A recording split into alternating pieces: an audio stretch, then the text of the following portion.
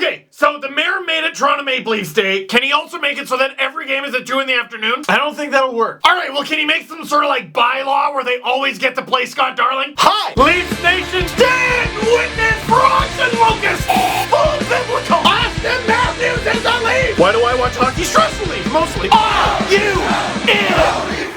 Victory puppies! Oh my god, I missed you guys. Here you go. There's some treats. There's some treats. What am I breaking them apart for? The Leafs just won 8-1. Here's a whole one. Catch it, and you don't know how. You don't know how, but you know how to eat them, don't you? Freddie Anderson.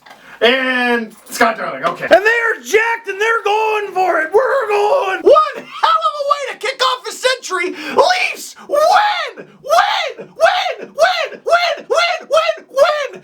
8-1 over the Carolina Hurricanes. Get hype! Large coffee! 7 at night! Afternoon games! It gets nuts in here! I was there! This is my hospital bracelet! It used to glow when music played and goals got scored, which happened a lot, and also I found out if you tapped it worked too. If this is your first ever LFR video, by the way, this stands for Leafs Fan Reaction. I'm usually not this crazy. It's like 80%. I was at this game, so let me tell you what I saw. First, it's actually kind of weird. So this is, Toronto Maple Leafs Day and the next century game, but there wasn't that big a deal made about it leading up, I didn't think. So I get to my seat, there's a towel, all right? It's towels, it's like the playoffs. And we get these glowy things. I'm like, that's kind of neat. Ooh, it's white, it's blue now. And I thought they were gonna roll out the red carpet, just wheel out every single living alumni of the Toronto Maple Leafs, and the game was gonna get started around 5 o'clock in the morning Pacific. But no, not much pomp and circumstance, but there was something that was kind of cool. They go, ladies and gentlemen, please welcome the next generation of the Toronto Maple Leafs. And in the Leafs end, a bunch of kids come out in Leafs jerseys, blue Leafs jerseys, and they go whirring around the Leafs end. In the Carolina Hurricanes end, a bunch of kids come whirring out in white jerseys, road jerseys. Then you just see 4 referees. They go whirring around the ice and they wheel out right in front of the refs. Bunch of kids walk onto the bench. They just waltz up to Mike Babcock like, hello, peer, we are peers. We are the same, you and I. And that's when I finally figured out what the Leafs were doing with this thing. Last year, they had their time. They had their time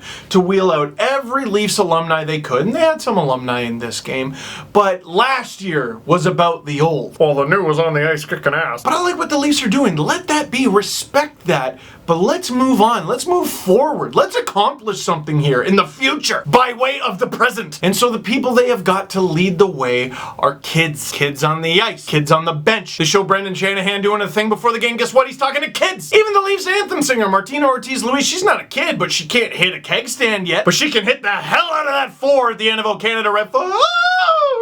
It's funny, the whole crowd is like, for the... But I'm not new to this. I know what's coming. I throw a little Aguilera on it.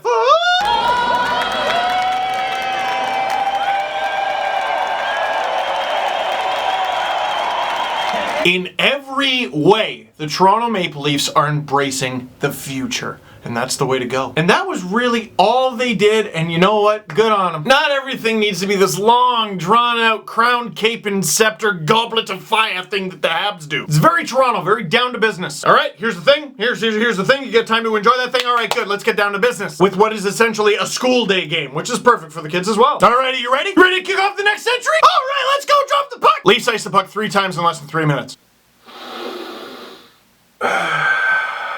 And in that time, they take a penalty. Oh my god, the next century Leafs just look exactly like the old century Leafs. Stupid outlet passes, nice in the puck, taking too many penalties and taking too many penalties early. Short-handed 2-on-1, wait, what? Leo Komarov coming in with Zach Hyman, Leo opts to shoot! How big is the L in Darling? Uncle Leo answers that damn phone, and the Estonian-born Swedish Finn from Russia must have gone to the Italian deli before the game because that goal smelled like ricotta cheese! Pizza, no, stay away! I'm just glad that was for my team. And the Leafs are up 1-0. Hey, look, Uncle Leo needed that one. And now, hey, Leafs kill that one off. They get a power play of their own, and hey, look. And on that power play, it's funny, the Leafs community initiatives are really immersive. They actually let one of the little... Oh, that's Mitch Marner. Taking it in, and just to get the shot on... that one too? Ah, screw it. He deserved it. Mitch Marner with his 3rd of the season. You can tell that made him happy. It made the ACC happy, and the Leafs are up 2-0 early. Man, Darling is not on his game. Come on, the Leafs got an easy win coming in. It's not like Freddie's gonna let one in like that. Like, look, here comes Jeff Skinner. Jeff, you're done. See, look, here it goes. Right into his glove. Freddie, you're making me look like a jerk! Just like that, the party's canceled, and the Leafs still have a 1-goal lead, but, uh-oh. It's okay, it's a minute and a half later, and the Leafs are on the power play again. That's nice. Mitch Marner's got the puck again. That's lovely. Big juicy rebound for Tyler Bozak! Oh my god, Darling robbed him! Oh my, that's a save century game. This isn't supposed to happen to the Leafs anymore. Only good things are supposed to happen. When the net is wide open and Tyler Bozak has the puck, it's supposed to go in. Oh, they scored. James Van Riemsdyk bags his 16th of the season after Tyler Bozak is robbed by Darling in what would have otherwise been probably a save of the year candidate. That couldn't have felt good for Darling, and the Leafs are up 3-1. And we head to first intermission. No, we don't. Mitch Marner. Oh, he's looking like Mitch Marner last year because he's just out there dancing. He at the top. But this wasn't just last year's Mitch Marner. This was better because he's dancing and he sees Scott Darling's game so far and he smells blood. And Mitch Marner's secret weapon, it's a school day game. I'm hopped up on Mountain Dew. I'm gonna come at you like a spider monkey. And he's in the hurricane zone and they got him, but he's wheeling around. Oh, you are having a rough season. Am I gonna be able to edit this video? Yes. So he's wheeling around. Goes to the other side of the ice and Justin Falk's like, guys, I got him. Oh yeah, Justin, you really got me? What? Dearly beloved, we are gathered here today to mourn the death of Justin Falk's ankles. And Bozak goes, give me that Mountain Dew, you're gonna be up all night. And he just does it himself. The Leafs are up 4-1. 4-1 after 20 minutes. Mitch Marner with a 3-point period. I forgot to even mention that the Leafs scored their 20,000th goal ever in this one. That was the JVR one.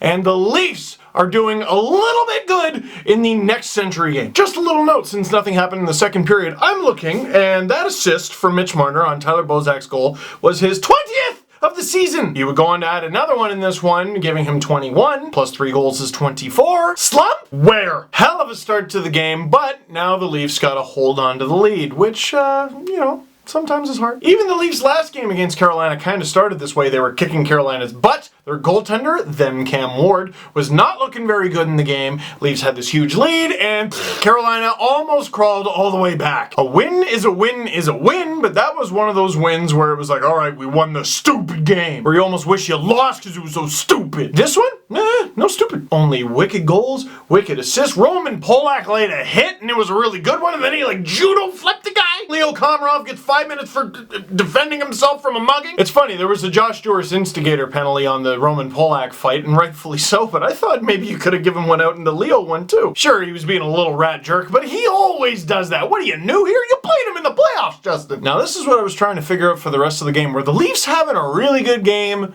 Was Carolina having a really bad game?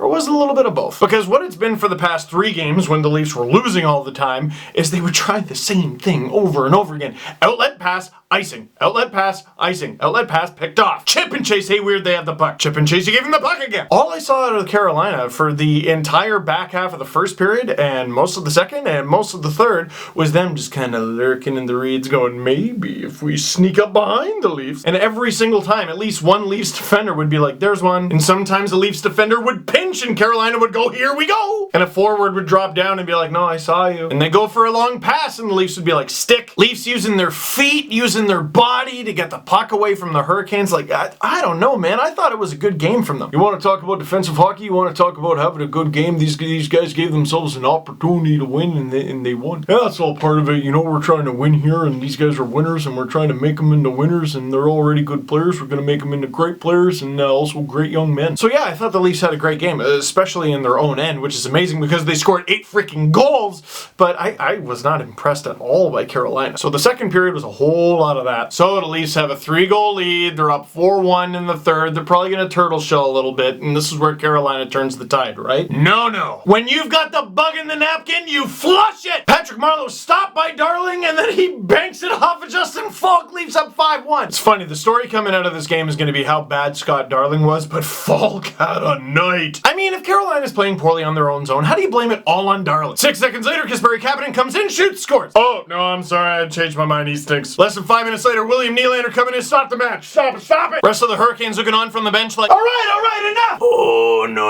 Oh, we sure do appreciate you getting Willie out of his slump. And Mitch. And Leo. And Kapanen's finally back in the show. But, you see, we got this other guy. Goes by Connor. We've kind of kept him cooped up since American Thanksgiving. His Instagram says trendy coffee, but his eyes say pain. So I know it's 7-1, and there's less than 90 seconds left, and we're on the power play. But, Snipe, I punched the desk. Number 8 gets number 8 for the Leafs, and they're up 8-1. God, that is it. That's it. Stop. I'm spent. That's all we need. That's good. Thank you very much for that. Leafs fans, gather around. That felt great. I know it was only a 3-game slide, and we've become spoiled, okay? Compared to our former selves, we're spoiled rotten. But holy smokes, did the Leafs need a big win like that? Did so many of those guys need to break out like that? Just an excellent chicken soup for the hockey soul of a game. And to any fans of any other team who were looking at that game going, whew, Leafs look good. Yeah, Austin Matthews didn't even play in this one. So let that one dance around in your head like visions of sugar plums for a little bit. Oh, this one's awkward. Carolina Hurricanes fans. If I were you... Well, I mean, the segment is called If I Were You, so I suppose if I were you, I'd scream a lot and post it to the internet. In absence of that, I wouldn't even watch the highlights. I'd go easy on Fault. I'd go easy on Darling. And I'd go forward with the confidence that that will never happen again. This is a team that kicked the Leafs' ass the first time they played them, and then the second time, they almost gave the Leafs an embarrassing blown lead. Unusual game, unusual circumstances. The Leafs had a few days off coming into it. Just chalk this one up to a big ol' fart. They happen sometimes in the schedule. It's a long schedule, and this one was a fart. That's what I would do if I were you. That and the screaming. So with that, holy smokes, I should probably get this up on account of the Leafs get to play the Blue Jackets. That's wonderful. Because if last season taught us anything, the way you want to follow up an amazing, heartfelt, emotional win on home ice is by playing Columbus the next night. So that is it for this one, unless the Leafs have a couple more goals to score. Do they? No? Okay. Click like if you like this video. Click subscribe if you really like to. Tell all your friends. I think I'm gonna like the next entry.